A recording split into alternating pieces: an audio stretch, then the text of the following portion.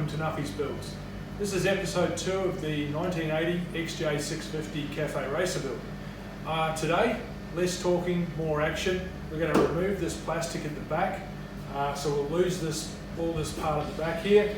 We're going to take the mirrors off, we're going to take those brake calipers that are hanging there off. There's some engine protection bars down there that we'll get rid of. Maybe a couple of other pieces we'll take off. I want to get it to a point where the bike is ready to start mocking up the shape, so I can work out the hump shape at the back, the height of the seat, and the tank shape. Once I've got that established, then I can work out the height of the seat and where my feet position are going to go on this bike. I'm a tall guy, around about 6'4", so I want to make sure that I've got all of that worked out before I remove the engine and so forth. Because what I need to do before I take anything else out of the bike is work out where the rear set's foot position is going to be for this bike to be comfortable. We've got some parts on the way, we've got some clip-on bars on the way, and we're going to do this mock-up of the seat. Got a bit of a surprise coming down the track, so stay tuned, subscribe, hit the like button, and thanks for coming back. Really appreciate it. Let's get on with the build.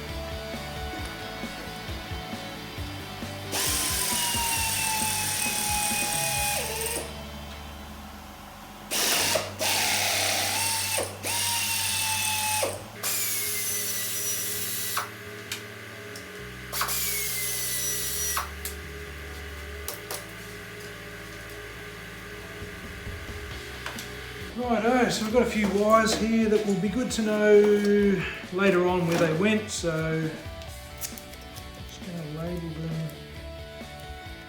on both sides of the connection. B and B, C and C, D, D, E, E, F, F, and G, you get it. So pretty straightforward, just putting B on there before I disconnect that, so when I do pull that apart later on, if I need to work out what it was connected to, I can go back and have a look.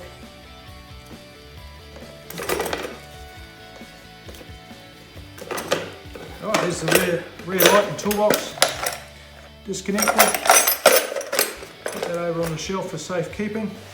Come back and do the same for the indicators and number plate. So I've labelled those, both sides of the connection. Now I can pull them apart. I may never need to know that, but I've also got one on there for the ground where it grounds out onto this metal plate. So just labelled that. And now we should be right. Rear indicators and number plate. That's off. We'll put that over there for safekeeping. And now we've eliminated that any wiring from here back, and we can look at taking this part here out. Okay, so looks like there's a lot of these metal tags holding this section on here. It doesn't look like so many sort of mechanical fastenings. So I'm just going to have to release it off these tabs around the place. Seems to be a few down in here as well. So I'll work on that for a minute and rip that out. Come back to you in a second.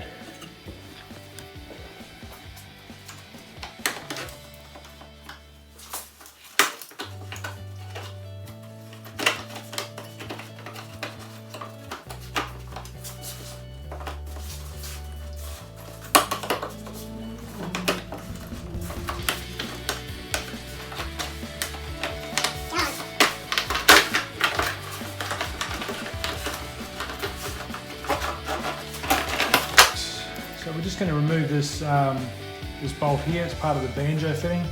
So this bolt will have a couple of holes in it. It'll be hollow through the middle. That's likely to be something like about a 12 mil. Oh, right, because we're lazy.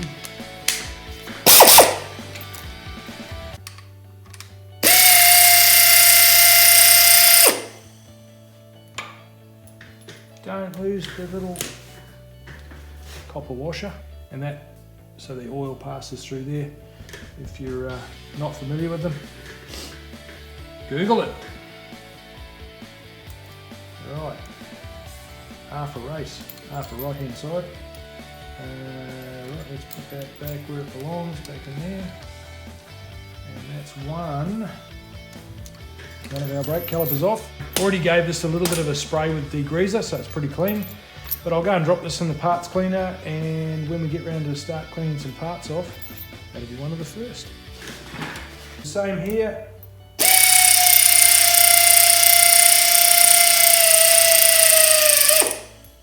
Don't lose the washers.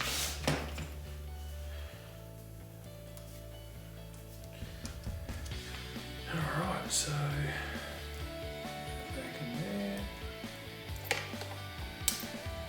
Take it down off the indicator. Put the bolt back in where it belongs. Job done. So it's nothing back of this, and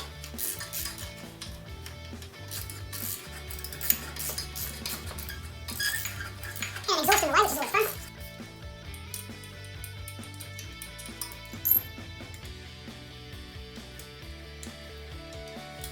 is always fun. Just going to get my mate Stanley to give me a hand with this one, which is going to be really easy to get to, I'm sure. So I'm going to let you guys go and make a cup of coffee or tea, and I'll work out how I'm going to get that out. Now, what I have decided is that that looks perfect for a hoop at the back of the bike. No, I'm just joking. Anyway. Mr. Yamaha, I don't know what you were thinking when you fitted this on. This bottom bolt here is like the hardest thing to get out and behind. Inside little engine crash bar off. It's got some scuffs on here. I dare say that's from Brett leaning into some corners a little heavily. Rides like a madman. Anyway, let's just pretend the left hand side came off really easily, just like the right hand side. Right after going through a small ordeal to get the little crash bar off the side of the engine, I decided that we'll now take these two mirrors off, or not. So let's start with this one. How satisfying is that after the struggle to get that little crash bar off? So there we go, mirrors off. You can look at yourself, and look at me. Hey, how you going? And then we're just going to take this one here off as well. Okay, small trick for the new players to the game. We want to undo this, don't we? So left hand, no, right hand. Gotcha. There we go. Just going to be gentle with this one so we don't do any damage to that little brake reservoir.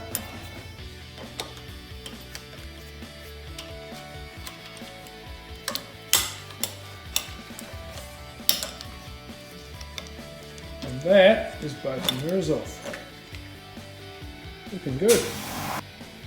So far tonight we've managed to remove that plastic splash guard, I guess, around the back there. We've taken that, down here we've taken that little engine protection little bar, and we've taken the mirrors off. So we're in a good position now to start looking at the shape of the bike. So what we're going to do at the back with the hump at the back, the height of the seat, and we might drop the tank back on, just gently sit it there so we can have a look, take some photos. I've got a board that I put in behind the bike. It's got a 50 by 50 millimeter or 2 inch by 2 inch scale, just basically lines that I'll place behind the bike. I can take a photo of the bike down nice and level. and then I can do some SketchUps just on my iPad, just do some rough SketchUps, get an idea of the shape that I'm looking for.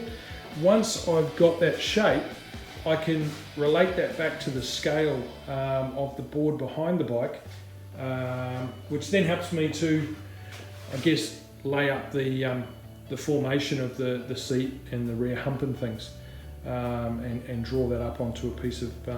Okay, so I've left the light on. You might be wondering why. There's a lot of wiring and connections in behind there, so I've left all that there for now. I still haven't decided whether I'm going to try and start this bike up before I take the engine out of it. It's not a big deal whether I do or I don't. It doesn't bother me either way.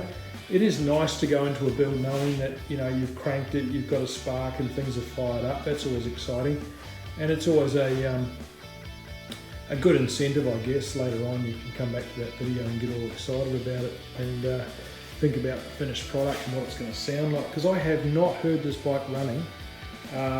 It's been many years since I've been out for a ride with some other friends and with Brett, so you know, I'm really looking forward to hearing this bike. But you know, I know that it's going to be you know, it's going to sound amazing.